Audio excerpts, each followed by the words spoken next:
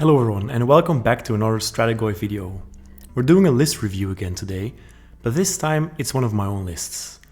I brought this list to a tournament last month and I'd love to go over all the important elements. I'll also be doing a tournament report with some guests and you can expect that video somewhere next week. So if you don't want to miss out on that content, please do leave a like and subscribe. You can also join the Strategoy Discord where we discuss tactics and future content. Alright, let's dive in. We'll start things off by looking at the concept of my list and why I built it the way I did. Afterwards, I'll skim over some of the key abilities and then we'll get into the nitty-gritty with the actual list and tactics. I'll round off the video with a conclusion about the list and what I might change about it in the future. Obviously, the point of this list was doing well at the tournament. I had no real intention of winning the entire thing, but I wanted to put up a good fight, which I did most of the time. That's why I built a balanced list that could stand up to almost all armies. I was prepared for an aggressive meta and I knew there would be some top tier builds, since several of the Belgian national team players were attending.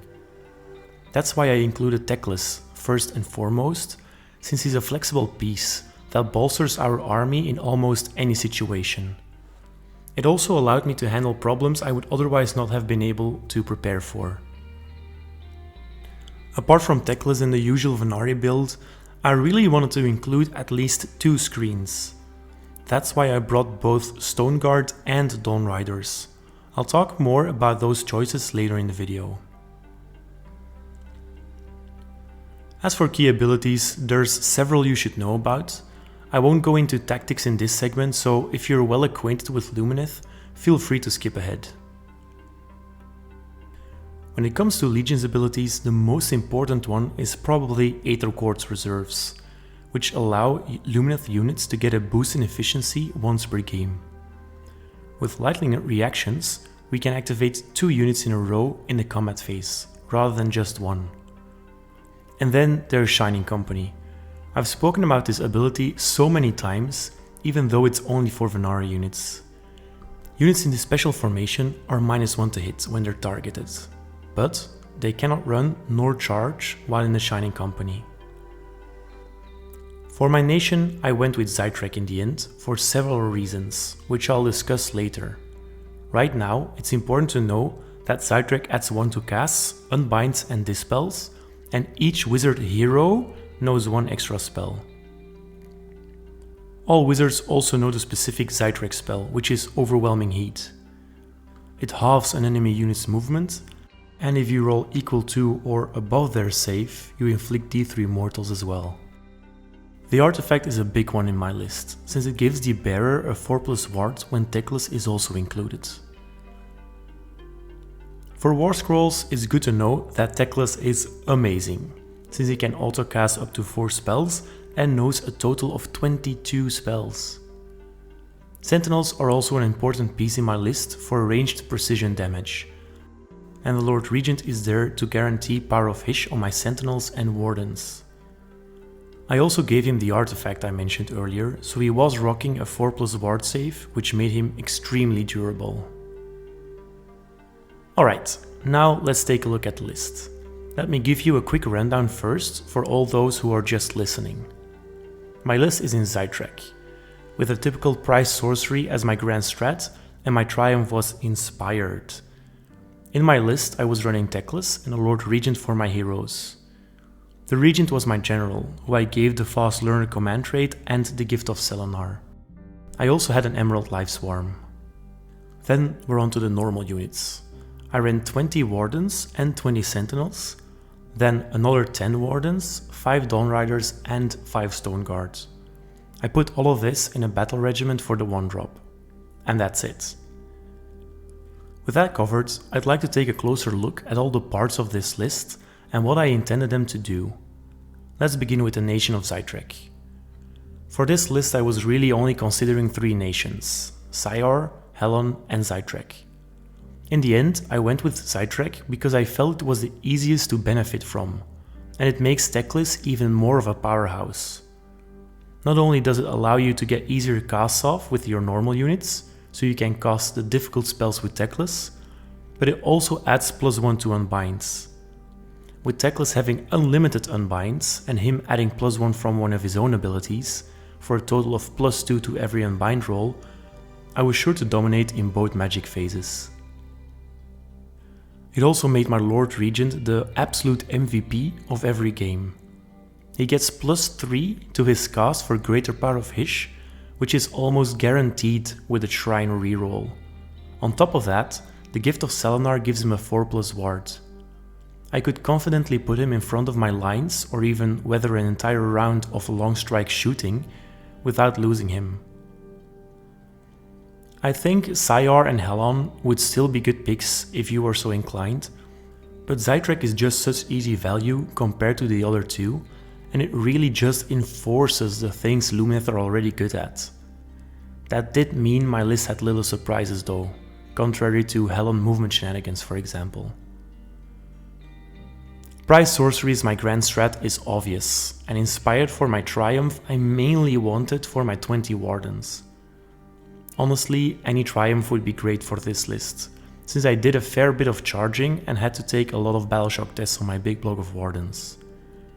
But then I figured the enemy would come to me, so rerolling charges was not as important, and Teclis has 2 spells to make a unit Battleshock immune, so that's why I felt Inspired was the best pick in the end.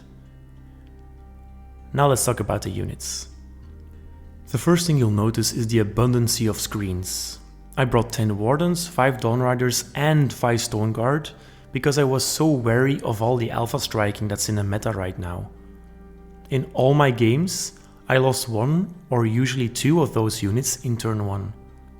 10 Wardens are still quite tanky though, and I was actually pleasantly surprised by the Stoneguard as well.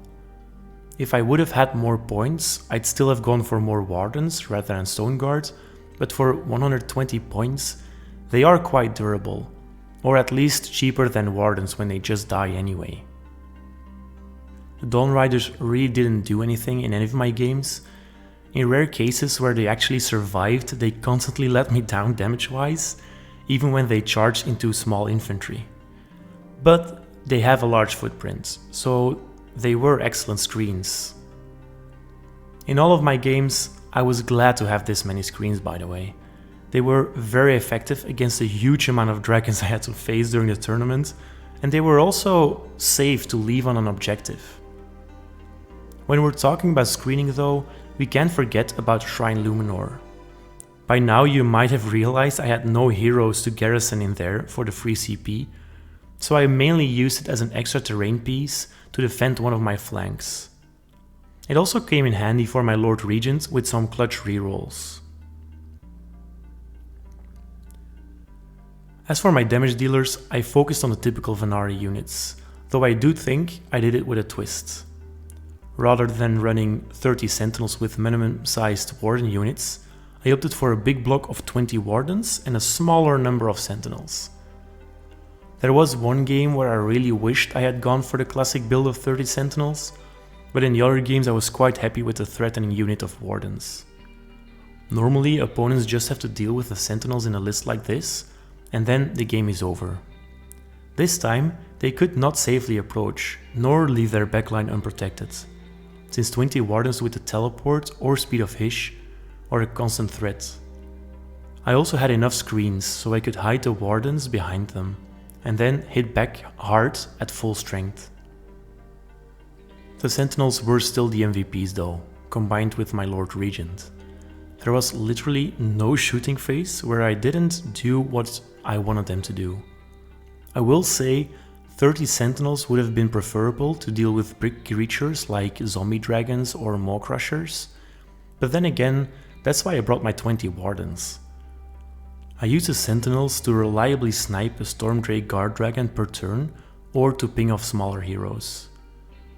Since I was running a lot of Vanari as my damage dealers, I did not want to leave home without my trusty Lord Regent. If you've heard me talk about this guy before, you know I love him to bits. That's because he's just so much fun to play with, and he was as well in the tournament.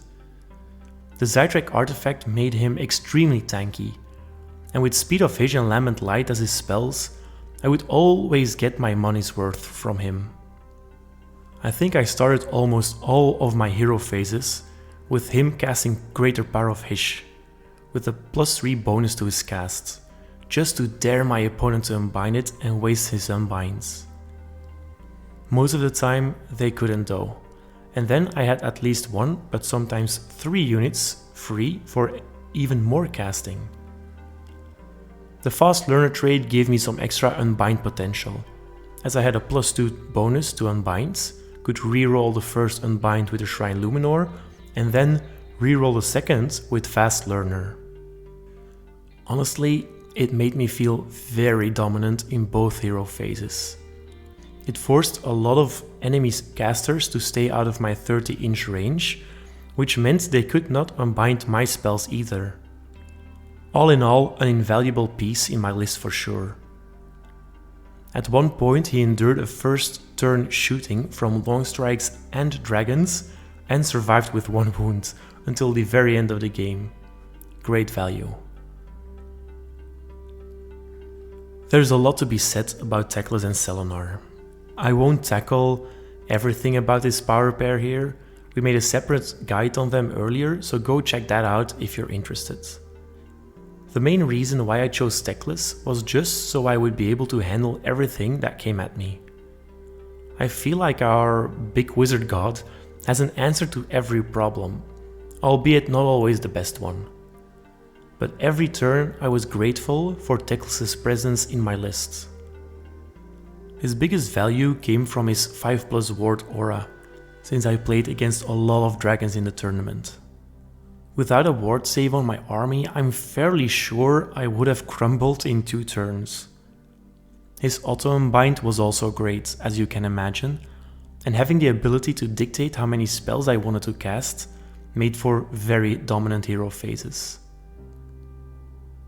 With that being said, I quickly want to talk about my spell selection as well. On the Regent, I just brought the 2 spells that would win me the game, and that would benefit from his great movement as well. Hence, I chose Speed of Hish and Lambent Light, though I rarely was able to cast those spells. For my Wardens, I would probably choose different spells now.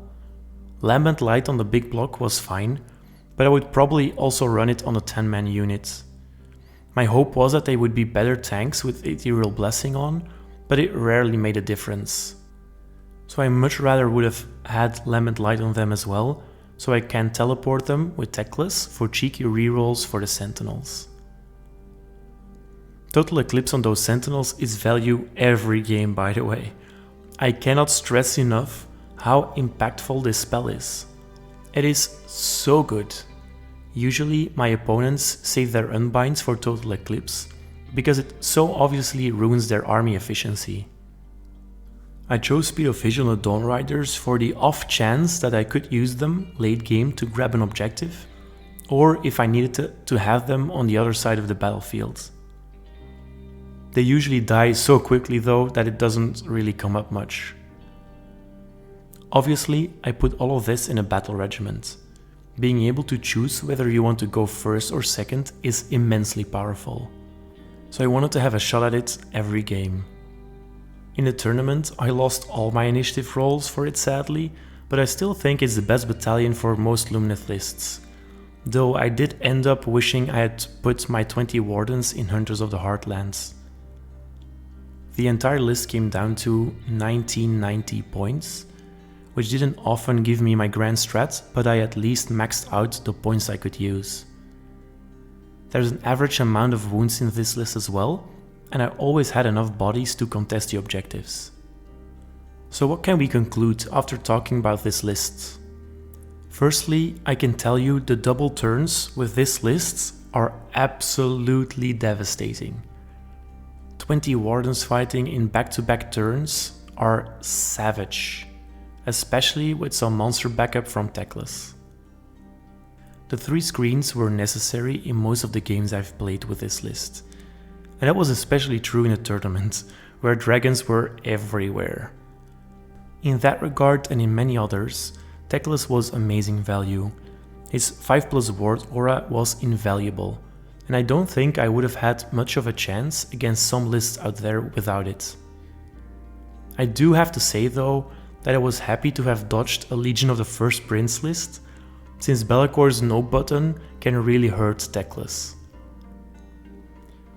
The only thing I ended up wishing for in some of my games were more Sentinels.